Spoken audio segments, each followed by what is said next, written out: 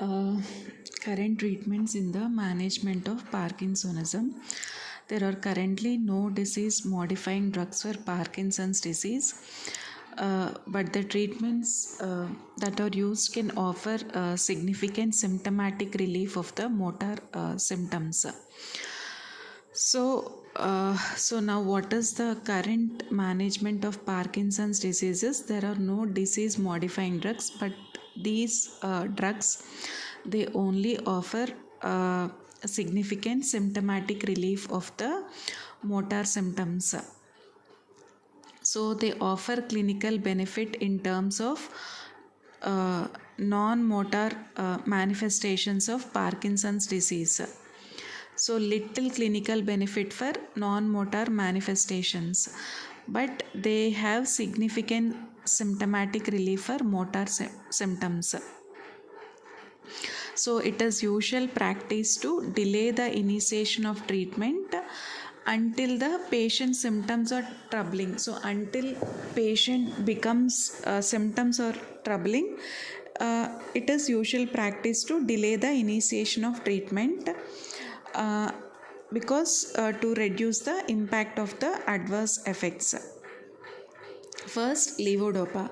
So the mainstay of current Parkinson disease or levodopa based preparation. So any mainstay of therapy is levodopa based preparations.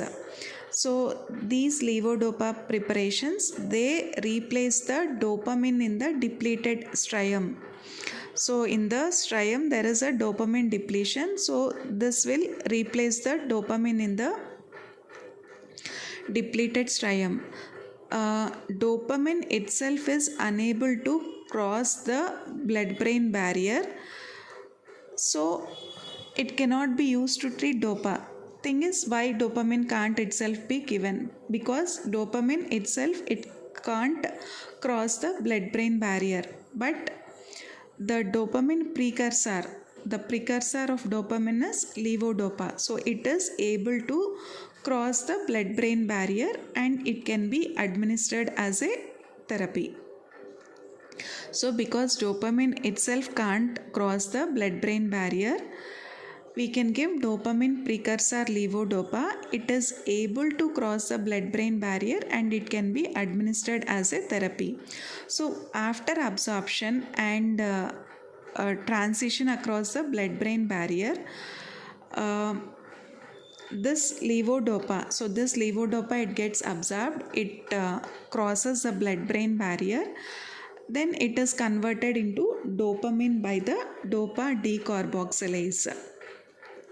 So after absorption and after going into the blood brain barrier, this levodopa is converted into neurotransmitter dopamine by dopa decarboxylase. So it is usual practice to commence patients on a low dose of levodopa. Then we titrate up based on the patient's response to treatment, and we also have to balance against the adverse effects experienced. So it is usual practice to commence on a low dose of levodopa. We will be titrating up the levodopa, and then we will be balancing the adverse effects. And most patients, how much dose they require? 150 to 1000 mg daily. So this can be divided into multiple doses. So most patients they require a levodopa in the range of 150 to 1000 mg daily divided into multiple doses. So if we increase the dose, it results in elevated risk of problematic adverse effects. And if we give levodopa, the clinical effect, it can be noticed quickly. And if we give levodopa in the early stages of the disease, what we can see is that drug, it acts for several hours. But however, if Parkinson disease becomes more advanced, so what happens, even though we give levodopa, what will happen is, so after some time, that is after short duration, the effects of that drug will wear off. So and then what is required is increased frequency of dosing is often required. So levodopa we give in the lower range, we don't give higher dose to prevent the adverse effects. In the early stages, levodopa acts for a longer period of time, but as the disease progresses, that is in advanced stages of Parkinsonism, the effect of the drug wears off after shorter durations, and we need the frequency of dosing is increased frequency of dosing is required.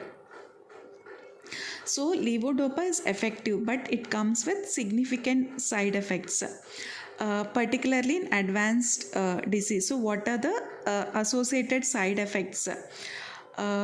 If there is conversion of levodopa to dopamine outside the CNS by dopa decarboxylase. See, levodopa is given, it crosses the blood-brain barrier and dopamine is released. But levodopa can also be metabolized outside the CNS, that is by dopa decarboxylase. So to prevent the effects, we have to give a peripheral inhibitor of dopa decarboxylase. So what is that peripheral dopa decarboxylase inhibitor?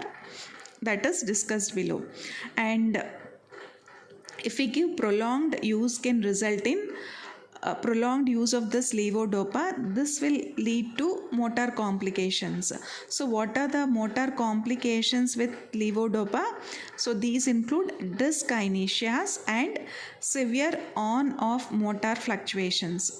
So prolonged use of this levodopa, so this result in significant motor complications. So what are these motor complications? So these motor complications are dyskinesias and severe on-off motor fluctuations. So what are these dyskinesias?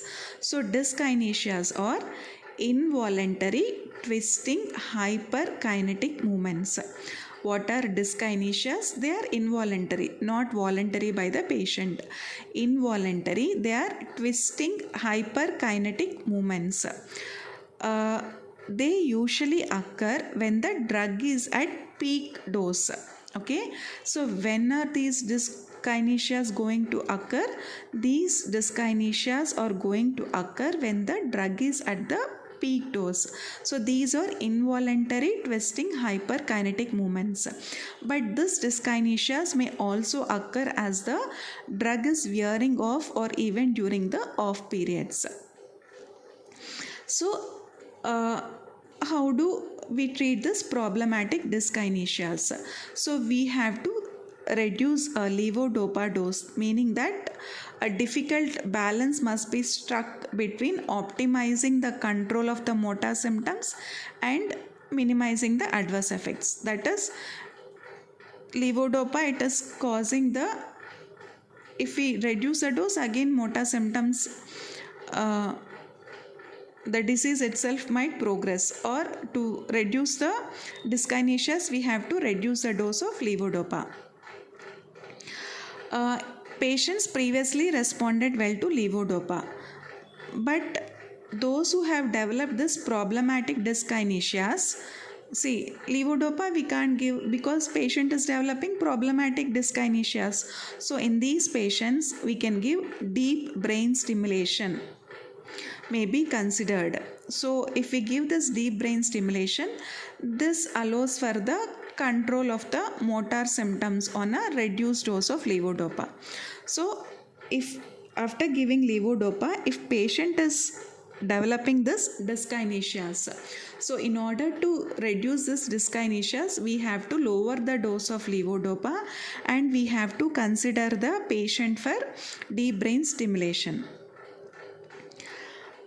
The on-off phenomenon. So what is this on-off phenomenon? It refers to the fact that patients with advanced Parkinson's disease. So all this generally occurs in the advanced stages of Parkinson's disease. They experience rapid fluctuations in the motor function. On off means it is a rapid fluctuation in the motor function. So during the on state means motor symptoms are very well controlled, but what happens is rapid wearing of the effect of levodopa. See, as previously discussed, when as a disease progresses, the effect of levodopa leaves a patient in the off state in which they have severe Parkinsonian motor features. So these fluctuations are severely problematic and they severely limit the function of the patient. So what are the probable cause of these motor symptoms or variable? Because of variable drug absorption or transit across the blood-brain barrier. So and the resultant fluctuations in the presynaptic and postsynaptic dopamine levels in the nigrostriatal pathway. So what are the probable cause of these variable motor symptoms? Because maybe drug absorption might be variable, or transition across the blood-brain barrier might be variable, or there may be fluctuations in the presynaptic and postsynaptic dopamine levels in the nigrostriatal pathway. So what are the other important side effects associated with levodopa? So these include gastrointestinal disturbances such as nausea and vomiting. Other important side effects include gastrointestinal disturbances such as nausea and vomiting and orthostatic hypotension. And neuropsychiatric features. Apart from this motor symptoms, patient will also have this neuropsychiatric features including anxiety and hallucinations may occur due to off-target effects of dopamine in extranigral brain regions. So instead of dopamine acting in the nigrostriatal pathway, if this dopamine acts in the if this dopamine acts in the extranigral brain region, so this leads to neuropsychiatric features such as anxiety and hallucinations. So some strategies have been developed to counteract the adverse effects of these levodopa, including using the low dose and fractionation of the dose, and we can also use alternative dopaminergic treatments, and temporary withdrawal of levodopa was also used, but now this is no longer advised. And to reduce the peripheral effects of levodopa, so what we have to give, it is administered in combination with dopa decarboxylase inhibitors. So what are these dopa decarboxylase inhibitors? Benzarazide and carbidopa. The dopa decarboxylase inhibitors are benzarazide and carbidopa. So these peripheral dopa decarboxylase inhibitors, they do not cross the blood-brain barrier, but what they do is they selectively inhibit the peripheral conversion of levodopa into dopamine. So what are the most frequently prescribed combination drugs? Or carbidopa, levodopa, or we can also give benzarazide and levodopa. So they are available in several formulations, modified release preparations, so which can be useful for controlling symptoms overnight and limiting early morning symptoms. We also have suspensions in people in advanced stages because it will be very difficult to swallow. So we also have this suspensions. And more recently, continuous intestinal infusion of levodopa gel. So recent development, duodopa, okay, continuous intestinal infusion of levodopa gel. So it is a combination of levodopa with carbidopa. It has been shown to be effective in terms of decreasing severe motor fluctuations when compared to oral levodopa. Instead of this giving this oral levodopa, we have this newer thing called as continuous intestinal infusion of levodopa gel. But this treatment is currently expensive, and researchers are also continuing on the development of the other long acting oral preparations as well as other modes of drug delivery. So this allows for improved clinical efficacy and side effect profiles in the future.